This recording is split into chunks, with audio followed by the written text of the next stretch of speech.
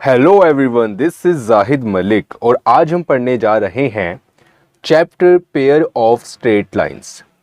तो बच्चों, इस चैप्टर के नाम से चल रहा है पता कि हमने स्ट्रेट लाइंस के पेयर मतलब स्ट्रेट लाइंस के जोड़े के बारे में बात करनी है इस चैप्टर में।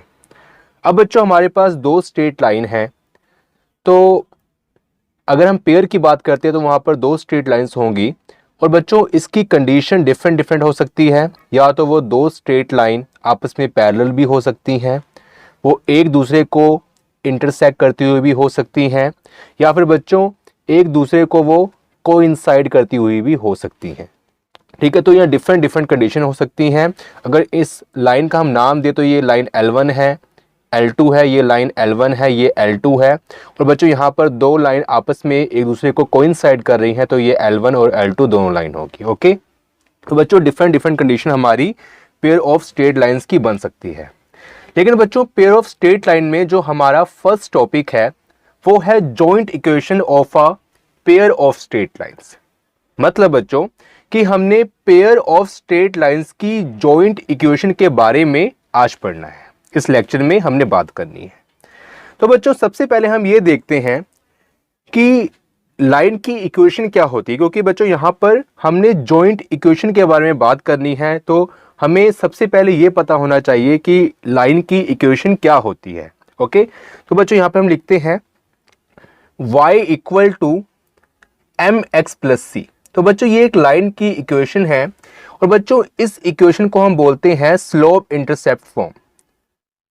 Slope intercept form. अब बच्चों ये हो गई स्लोप इंटरसेप्ट फॉर्म। मतलब कि बच्चों, मैं समझे मेरी बात को, इस लाइन की इक्वेशन में ये जो m है ये स्लोप होता है और ये जो c पॉइंट होता है बच्चों ये कोई इंटरसेप्ट का पॉइंट होता है। मतलब कि यहां पर अगर हम लाइन की इक्वेशन को ड्रॉ करें x एक्सिस और y एक्सिस के ऊपर, तो बच्चों ये जो पॉइंट c होगा ये y एक्सिस के ऊपर कोई पॉइंट होगा जहां पर वो लाइन इस y एक्सिस को इंटरसेप्ट करेगी। ओके, तो बच्चों यहां पर ये जो पॉइंट c है ये इंटरसेप्ट फॉर्म होती है, तो इसलिए इसको हम बोलते हैं स्लोप इंटरसेप्ट फॉर्म। और बच्चों लाइन की एक दूसरी इक्वेशन भी होती है जिसको हम बोलते हैं स्टैंडर्ड इक्वेशन।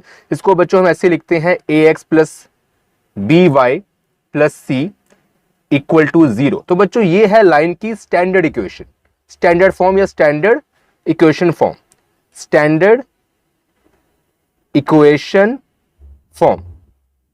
तो बच्चों जो पहले वाली हमने जो इक्वेशन पढ़ी ये है स्लोप इंटरसेप्ट फॉर्म और बच्चों ये है दूसरी जो इक्वेशन हमारे पास है स्टैंडर्ड इक्वेशन फॉर्म।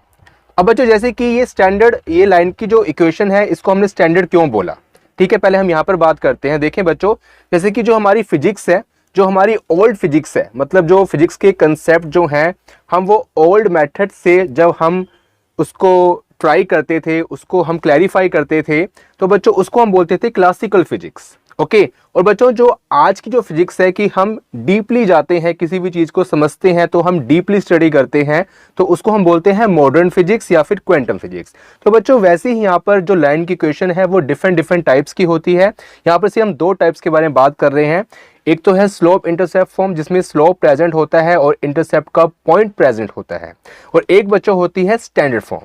और बच्चों इस टॉपिक के अंदर या फिर हम कह सकते हैं कि इस चैप्टर के अंदर ही हमने जिस फॉर्म के ऊपर बात करनी है वो स्लोप इंटरसेप्ट फॉर्म नहीं है।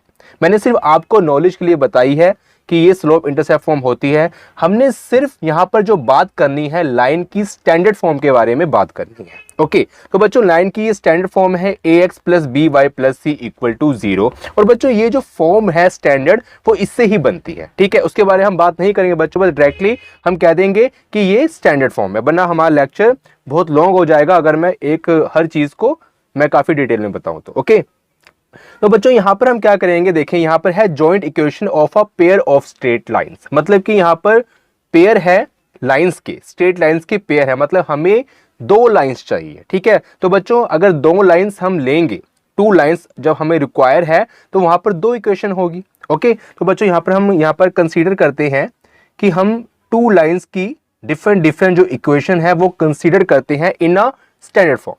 बच्चों मान लेते हैं कि जो हमारी फर्स्ट लाइन है ओके, उसकी जो इक्वेशन है वो है a1x plus b1y and plus c1 equal to 0। ठीक है बच्चों, और बच्चों जो हमारी सेकंड लाइन है उसकी जो इक्वेशन है स्टैंडर्ड फॉर्म वो है a2x plus b2y and plus c2 equal to 0। अब बच्चों यहां पर जो हमारा टॉपिक है यहां पर है जॉइंट इक्वेशन, मतलब कि हमने जॉइंट फॉर्म बनानी है। तो बच्चों उसके लिए हमें क्या करना होगा कि ये जो इक्वेशन है इसकी लेफ्ट हैंड साइड को हमने आपस में मल्टीप्लाई करना होगा और राइट हैंड साइड को आपस में मल्टीप्लाई करना होगा। तो बच्चों ये हमारा क्या बन जाएगा, देखें ये हमारा बन जाएगा जब हम मल्टीप्लाई करेंगे हम इसको कैसे रखेंगे, सबसे पहले a1x plus b1y plus c1। Okay, और बच्चों यहां पर लेफ्ट हैंड साइड में जो सेकंड इक्वेशन है हमारी ये है a2x plus b2y plus c2। ठीक है, ये हमने ब्रेसिस के अंदर रखा एक इक्वेशन को लेफ्ट हैंड साइड, उसको मल्टीप्लाई किया सेकंड इक्वेशन की लेफ्ट हैंड साइड के साथ। और बच्चों राइट हैंड साइड में है 0 0, इसको मल्टीप्लाई करेंगे आपस में तो ये 0 ही बनेगा। ओके बच्चों, तो बच्चों एक बात मैं और बता चलूं, यहाँ पर जो मैंने लाइन की इक्वेशन लिखी है यहाँ फिर जो कोफिशिएंट है वो मैंने डिफरेंट लिखे। देखिए यहाँ पर a1 b1 c1, a2 b2 c2, और बच्चों जो वेरिएबल है वो सेम है। ठीक है, तो बच्चों आपने भी ऐसे ही करना है। ठीक है, दो लाइन की इक्वेशन है, इक्वेशन की जो स्टैंडर्ड फॉर्म तो सेम होगी लेकिन बच्चों उसके कोफिशिएंट डिफरेंट हो सकते हैं। ओके तो बच्चों इसको हम मल्टीप्लाई करेंगे। सबसे पहले बच्चों हम a1 को ठीक है इस सारी ब्रेसिस के साथ मल्टीप्लाई करते हैं। सबसे पहले बच्चे हम a1x को a2x से मल्टीप्लाई करेंगे तो बच्चों ये हमारा क्या बन जाएगा, ये बच्चों हमारा बन जाएगा a1। ठीक है, यहाँ पर जो कोफिशिएंट है वो हम लिखते हैं पहले a1 इंटू a2। ओके, यहाँ पर x है, यहाँ पर x तो बन जाएगा बच्चों x का होल स्क्वायर। ओके, उसके बाद बच्चों a1x को हम मल्टीप्लाई करेंगे b2y के साथ तो बच्चों ये हमारा बन जाएगा प्लस। ठीक है, a1 into b2, a1 b2 x और y, x into y. Okay, उसके बाद बच्चों नेक्स्ट हम मल्टीप्लाई करेंगे a1 c2 और यहां पर जो x है ये हमारा x यहां पर ओनली रह जाएगा। उसके बाद बच्चों हमारा फर्स्ट जो ये एलिमेंट है ये मल्टीप्लाई हो गया।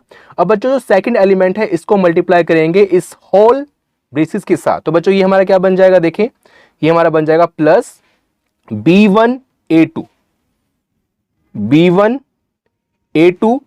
yx, इसको हम ऐसे भी लिख सकते हैं xy। उसके बाद बच्चों b1 b2 plus b1 b2 y means y whole square. उसके बाद बच्चों b1 c2 plus b1 c2 y, और यहां पर कुछ नहीं है तो मतलब only y।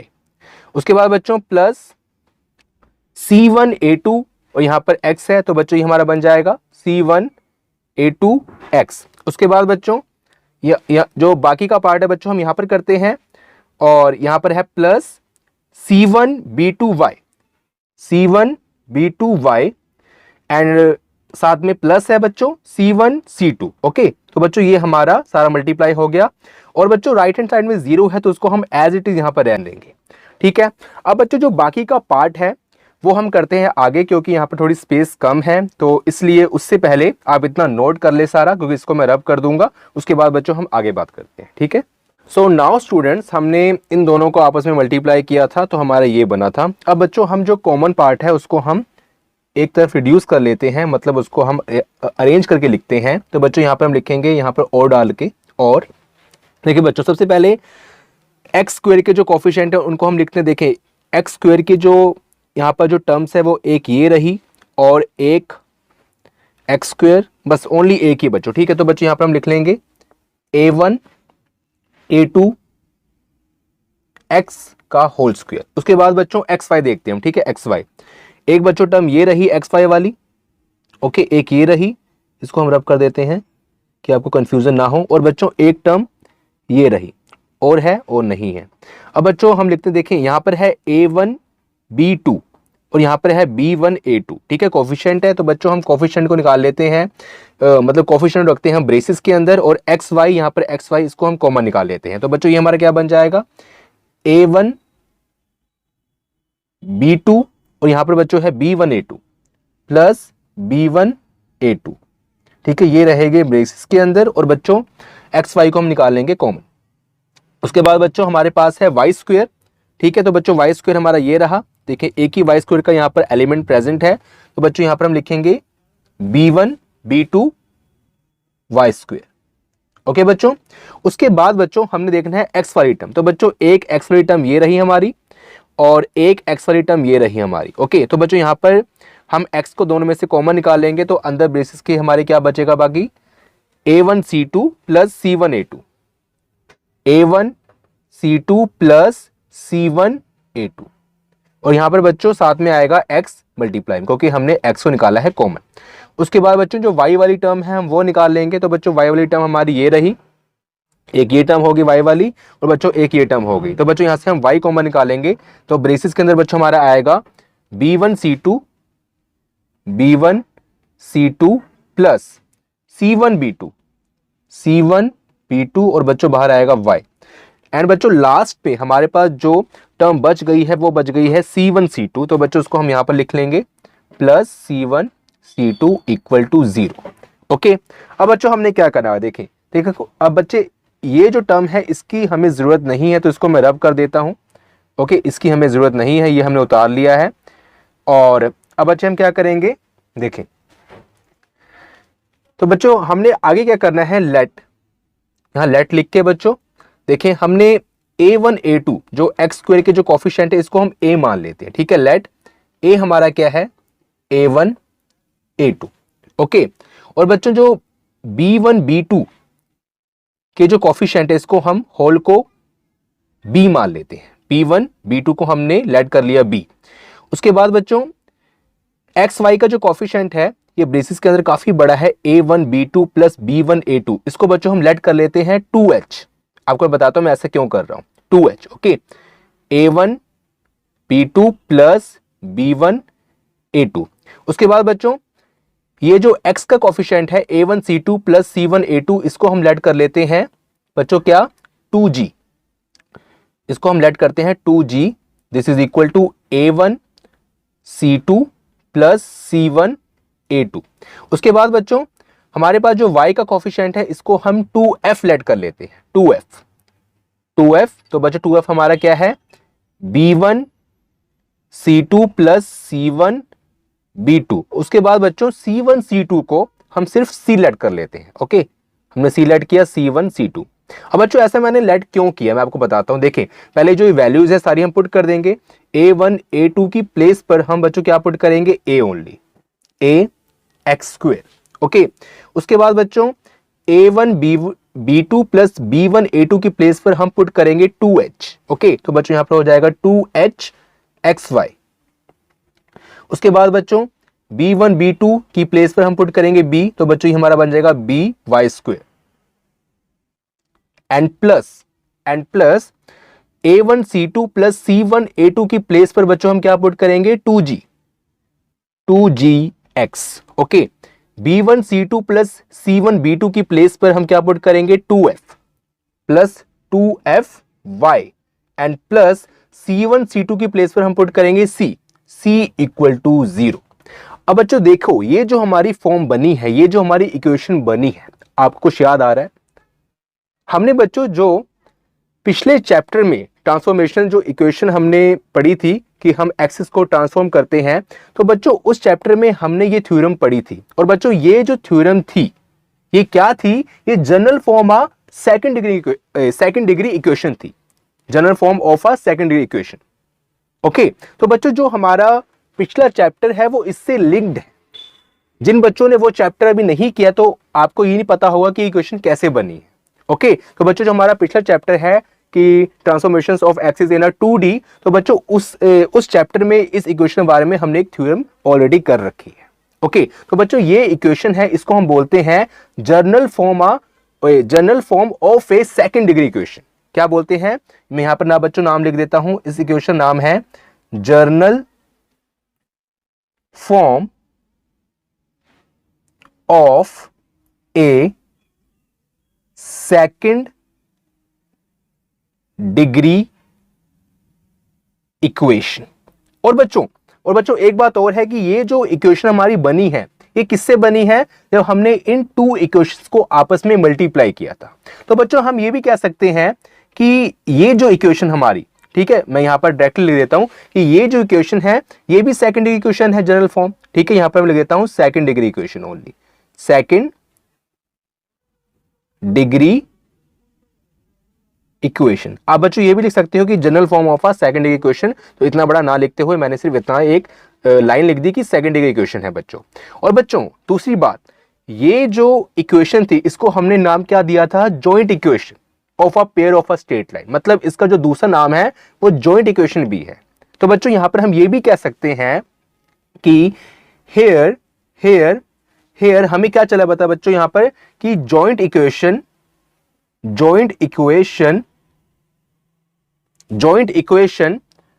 Of a pair of straight line, a pair of straight lines is also called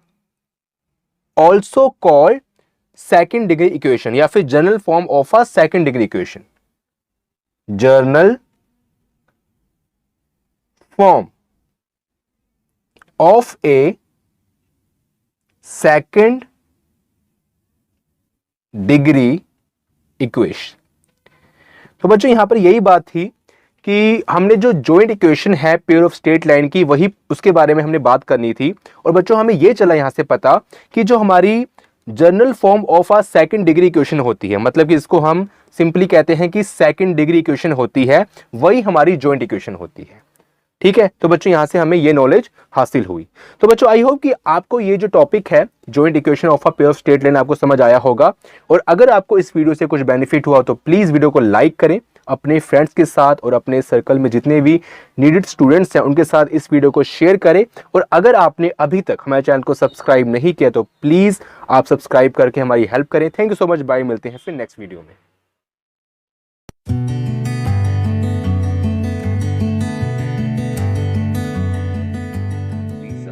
My channel. Thank you.